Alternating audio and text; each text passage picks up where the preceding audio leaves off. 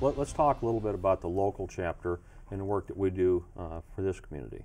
El Zareba Shrine was actually started in 1896, actually as a territorial shrine at that time, and originally met in what was known there as originally as the Berry Hill Building, which is now part of the Capitol Mall.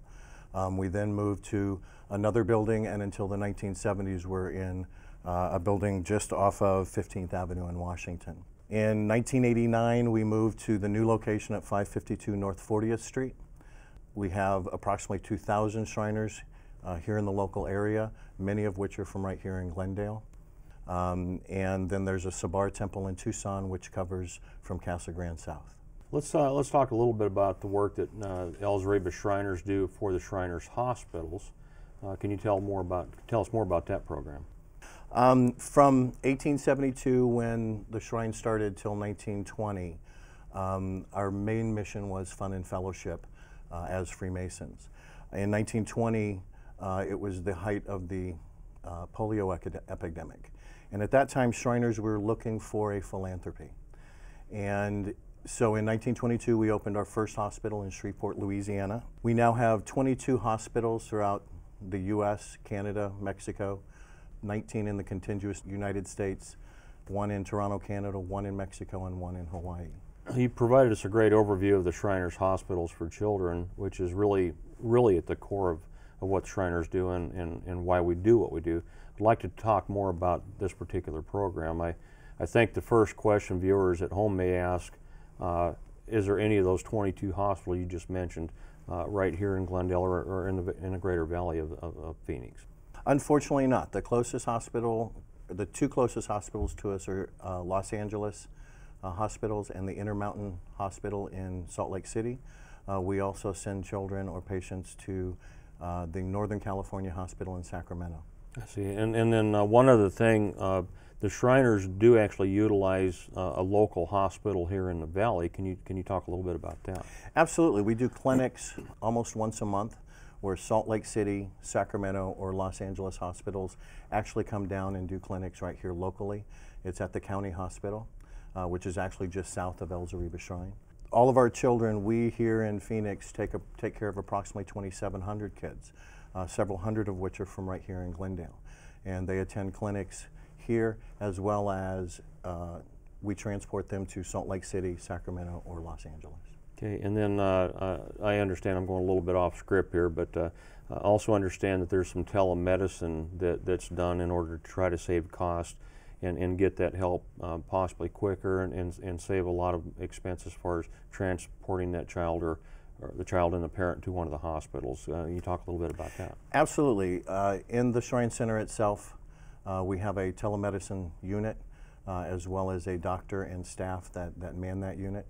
So almost every day of the week we have a patient down there that's being seen by a doctor in either LA, Salt Lake, Sacramento, or one of our other specialty hospitals. They can actually take a look at the child. We've got video cameras, we've got gait walking maps where the child actually can walk on a mat and the doctor on the other end can actually see where the weight balance is when the child is walking and so forth. Now, literally, you say the other end, this could be in Denver or it could be at any of the Shriners hospitals. It could be in Toronto, it could be in Mexico City, it could be anywhere in the world. And that's a specialist that understands that particular type of element or whatever the issue could be for that child. Yes. It's amazing. Are all the patients that you help just Arizona residents? No, we actually have the 2,700 kids locally that we take care of. Now, Shriners International or Shriners Hospitals for Children is actually taking care of over 1 million children. We right here in Phoenix, each Shrine Center is responsible for the transportation of their children to the different hospitals. We're currently covering 2,700 kids from the Arizona area as well as northern Mexico. I see. You know, we talked a little bit earlier about you know, some of the state-of-the-art stuff that they're doing. Can you tell me a little bit how the Shriners manage to offer medical services at no cost to the children's families while maintaining such an incredibly high quality of care? All through philanthropic work. Shriners across the world do fundraising, as well as we do have a large trust that we've built up since 1922. So we use some of that trust but most of it comes from donations and from the hard work of the Shriners around the world that raise money to actually provide services. Our hospitals cost us approximately $2.7 million a day to operate. A day. A day. So there's a lot of need for money to support those hospitals. We've obviously cut costs since the economy did a downturn, but at the same time, we're still providing the best care that we can for these children. And as I said, each Shrine Center provides the transportation for all of their children to the hospitals. So El Zariba alone spends somewhere between $25,000 and $2,700 a month just providing transportation to our kids to those hospitals. $25,000 to $27,000. $25,000 to $27,000 a month. Okay. Again, going a little bit off script, almost consistently, if not daily, it seemed like every other day, somebody approaches me and say, hey, I know that you're involved with the Shriners, and I just want to thank you for something that you've done for my niece or my grandson, in some cases for my husband, for my wife, things that Shriners did years and years ago. And it's I guess it's a little selfishness in one sense that we get the opportunity to help people and the incredible feeling that you get from that. At the same time, one of the best gifts that I could ever think of myself is when somebody allows me the opportunity to help.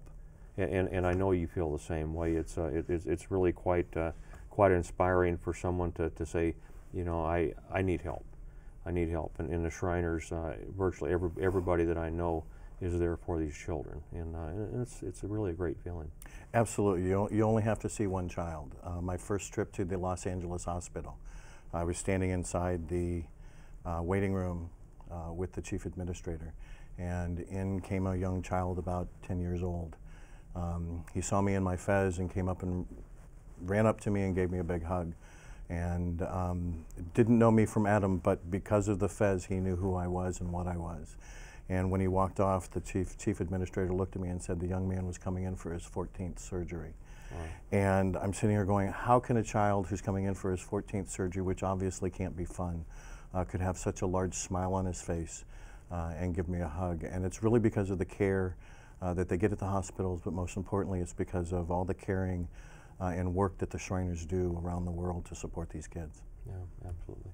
Well, thanks for sharing all that background, Ed. I think a lot of people will be impressed to learn just how influential the research and education of the Shriners hospitals are within the medical care field. For those folks at home watching who may know of a child that is in need of help, is there a specific criteria that one must meet to qualify for medical care through the Shriners? Not really. Shriners Hospitals for Children take care of almost every orthopedic malady you can think of, everything from cerebral palsy, spina bifida, to bone deformations, congenital deformities, amputations. We also do maxillofacial work such as cleft lip and palate.